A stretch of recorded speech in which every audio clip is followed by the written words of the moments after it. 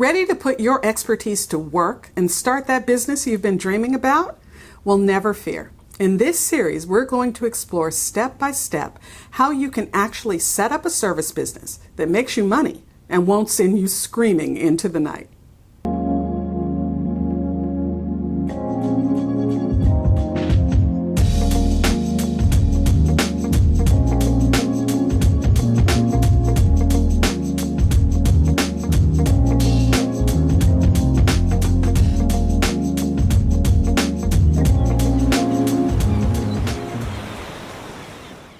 Hey entrepreneurs, welcome back to Leader's Journey. I'm Vicky Brown, and this is the Business Builder Series, Episode 1.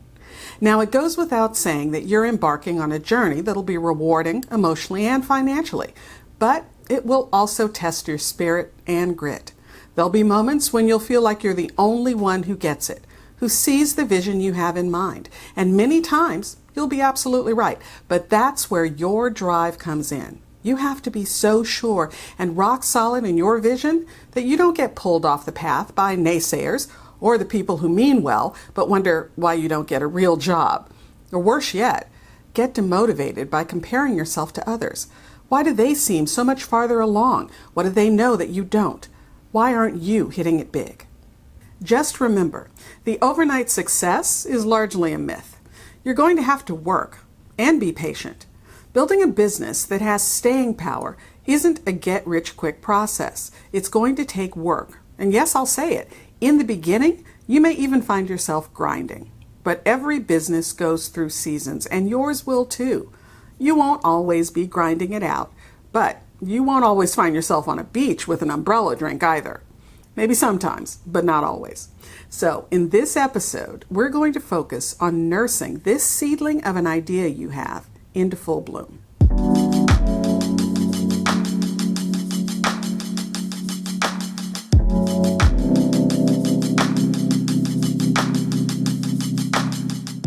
It all starts with, what do you want to do?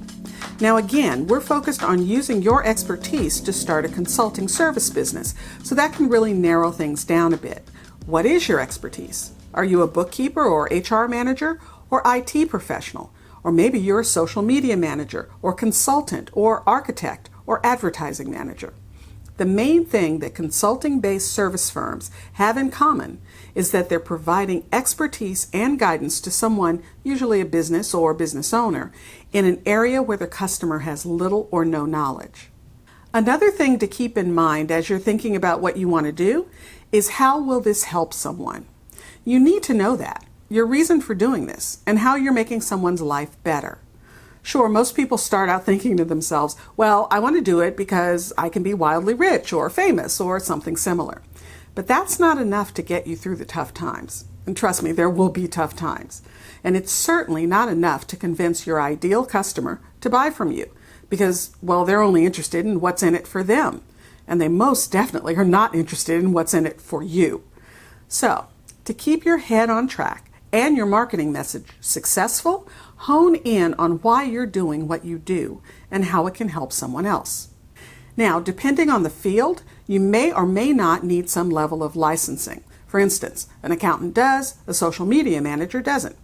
But just because your field doesn't require licensing or certification, stop to consider if getting certified will actually help your business build its reputation. And even if you decide not to get certified, you should still get all the knowledge in your field that you can. And don't forget to stay up to date. Things change at lightning speed, and if you aren't up on the latest techniques, tools, and solutions, you can easily find yourself way behind the curve.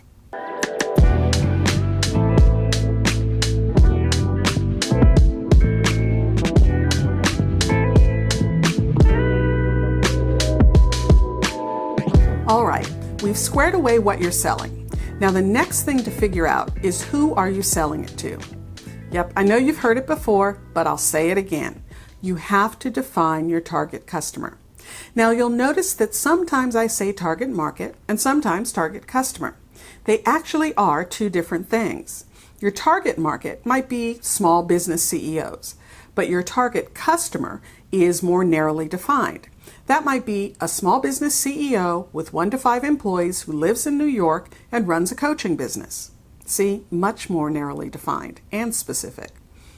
When you're developing your marketing message, being that specific can really help you clearly speak to that specific customer.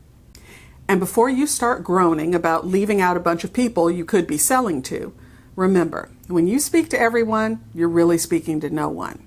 Believe me, focusing in on your target customer makes your marketing message a lot easier to create and a lot more successful.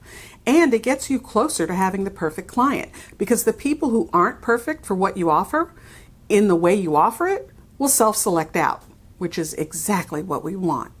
So bite the bullet and just decide that you're going to be as specific, defining your target customer as possible.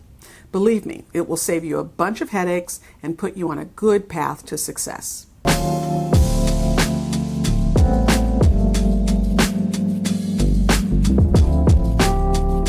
Okay, so far we've been doing a lot of what I call internal work. Now it's time to go external.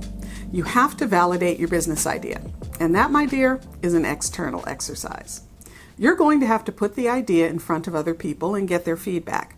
Better yet, put a limited offer in front of them and hopefully get their money. There are lots of ways you can do this. You can reach out to friends or former colleagues, or if you're a member of any business groups, you can put it out to them.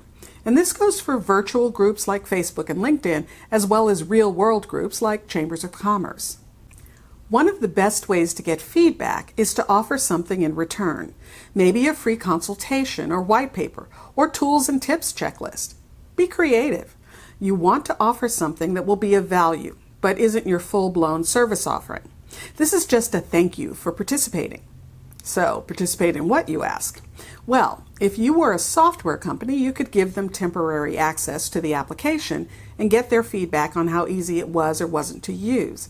But since you're providing a service, generally you'll want to ask questions and get their feedback via a survey or something similar. Now, when I say survey, I don't mean a 50-question SurveyMonkey project. Maybe you send an email with 1 to 3 specific questions around your offering. For instance, what would you prefer?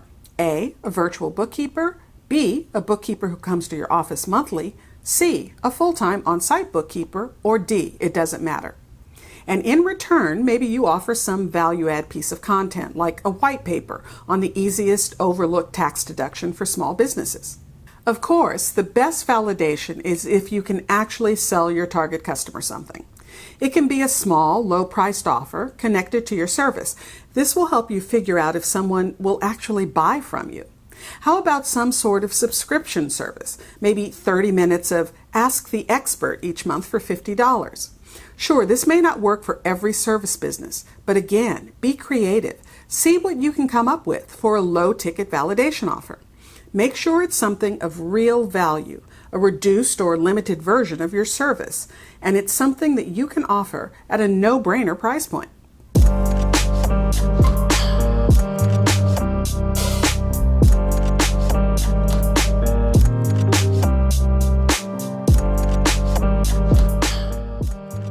As you can see, figuring out what you want to do, exploring certification, defining your target customer, and validating your idea will all take some time.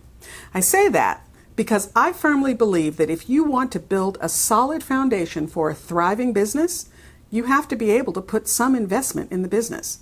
And that can be difficult when you're just starting out because revenue hasn't started to flow in just yet. All that to say, be prepared to put some dollars behind your idea. There's just no way around it. You're going to need to be able to invest in the business at the very beginning. It may not be thousands of dollars, but it will be something, so be prepared. I know there are lots of people out there who tout growing a $50 million business starting with $0, but believe me, that is the rarest of rare exceptions. So next week, we'll talk about how you can actually get clients, so stay tuned. Oh, and one more thing. This isn't the only way to start your service business, but it's worked for me, and I know it can work for you too. But listen closely. There are all sorts of experts and business coaches out there and available. It is absolutely critical that you find the one that resonates with you. Don't follow someone's guidance if it makes you feel really uncomfortable or goes against your core personality or beliefs, not even if it's guidance from me. There are a lot of ways to have a successful business. Find the one that works best for you, and then go for it. If you found this information helpful, please subscribe and share. And if you're struggling with how to get your business off the ground and what comes next, check out the Leader's Journey Business Builder. I designed this completely free video series to help you with figuring out who your customer is and where to find her, how to sell without selling, how to package and deliver your service, and much, much more. Check it out by using the link leadersjourneyexperience.com. And remember, your inspired leadership is the secret sauce to having a high-performance team and a wildly successful business you'll love. I'll see you next time on Leader's Journey.